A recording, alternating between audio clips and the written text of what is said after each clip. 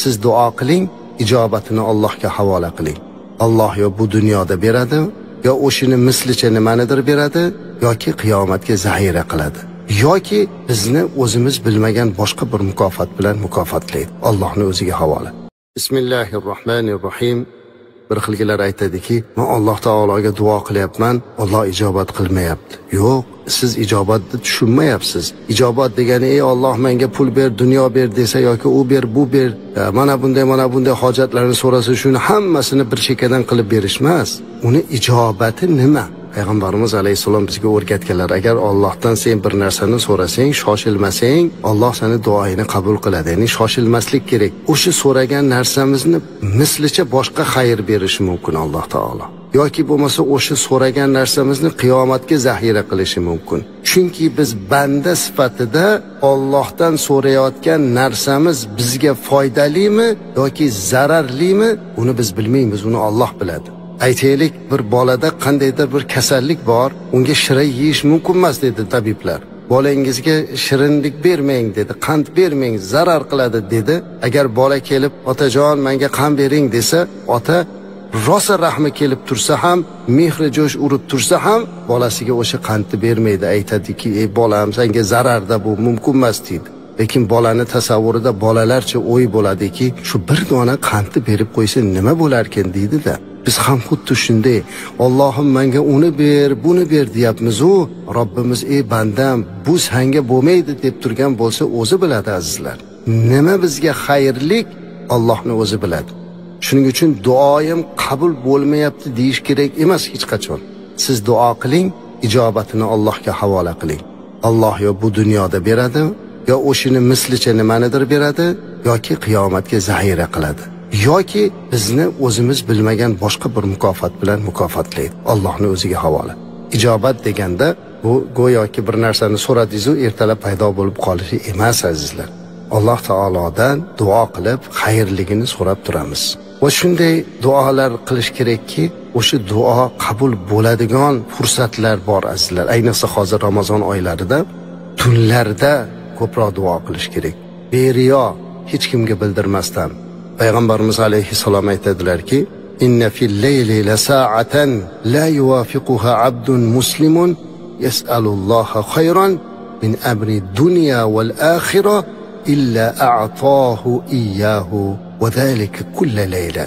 Imom Muslim rivoyat qildi bu hadisni. Tunda bir soat borki, agar musulmon banda o'sha paytda Allohdan dunyosi va oxiratini yaxshiligini so'rasa, Alloh uni beradi.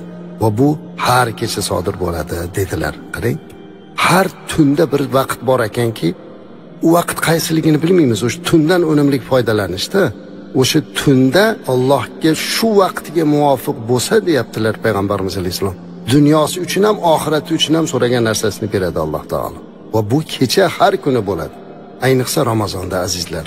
Ramazonda bilasizlar, Alloh taolo o'zi nido qilib turadi. Innalloh taala yanzilu fi kulli laylatin ila as-samaa'i ad-dunya fayaqulu hal min da'in fastajib lahu. Har kecha Alloh so'rar ekan, mendan duo so'raydigan bormi, men uni duosini qabul qilsam deb. Ana shuning uchun ham bunlarda ko'proq duo qilishimiz kerak azizlar. Va duo qilayotganimizda xayrlik duolarni, yaxshiliklarni so'rashligimiz, boshqalarga ham duo qilishligimiz kerak. Va duo qabuliyat bo'ladigan paytlarda duoibatlardan, qarg'ishlardan o'zimizni saqlashimiz kerak. Qur'oni Karimda buyurgan duolar juda ko'p. Mana bugunlik kunda juda ko'pchilik so'rayapti Ramazonda, qaysi duoda qilaylik deydi. Yo hajga borganlar so'raydi, umraga borganlar so'raydi. Aslida duoni o'zbek tilida, ona tilingizda qilsangiz ham Alloh taolo qabul qiladi. Alloh taolo o'zi yaratgan bu tillarni azizlar. Lekin Qur'onda mashhur duolar bor. Mana shunday duolardan bittasi Robbana atina fid dunya hasana va fil oxirati hasana va qina azaban nar. Ey Robbimiz, bizga bu dunyoda yaxshiligi-yu, oxiratdagi yaxshilikni bergin va bizni do'zax azobidan saqlagin degan duo. Anas ibn Malik radhiyallohu anhu degan sahobadan rivoyat qilinadi. Anas ibn Malik radhiyallohu anhu bu payg'ambarimiz alayhissalomning 10 yil yonlarida xizmatda turgan sahobalardan. Buyuk sahobalardan.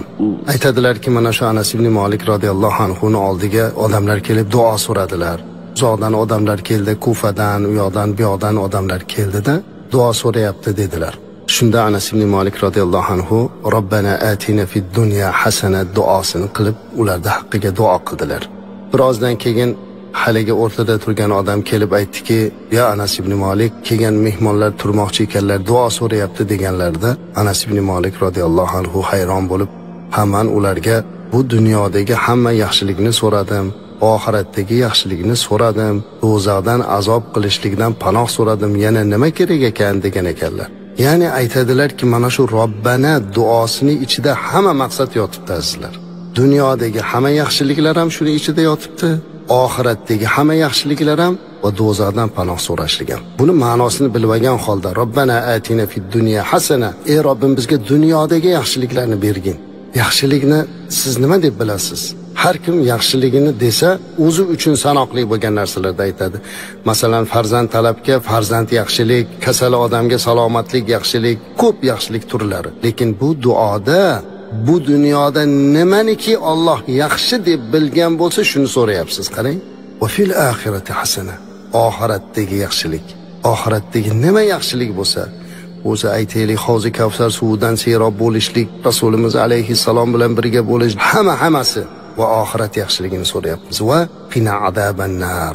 Do'zaxni azobidan bizni saqla deyapti.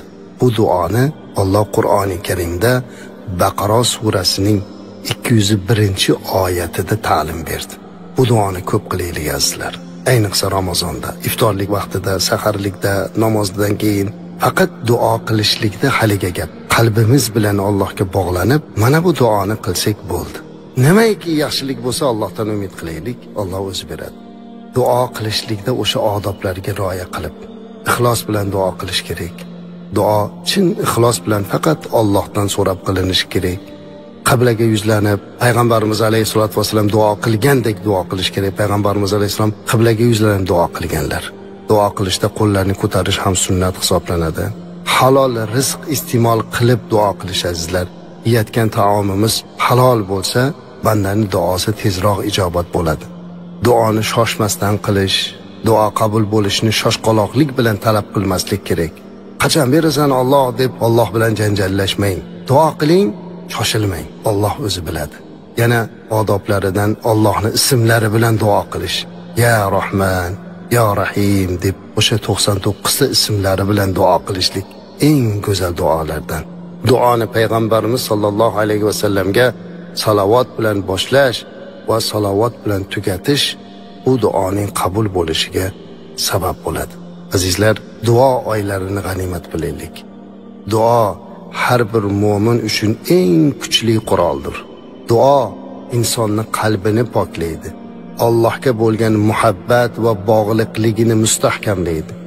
Ayniqsa tunda qilingan duolar, sahar vaqtida aytilgan iltijolar Allohning rahmati ostida tezroq ijobat bo'ladi. Shuning uchun har bir mu'min har kuni duo qilishni o'z odatiga aylantirib olish kerak. Alloh ushbu muborak Ramazon oylarida qilayotgan duolarimizni qabul aylasin. Robbana atina fid dunya hasana va fil oxirati hasana va qina azaban nar. Va sallallohu ta'ala ala khayri xalqi Muhammad va ala alihi va ashabihi ajma'in.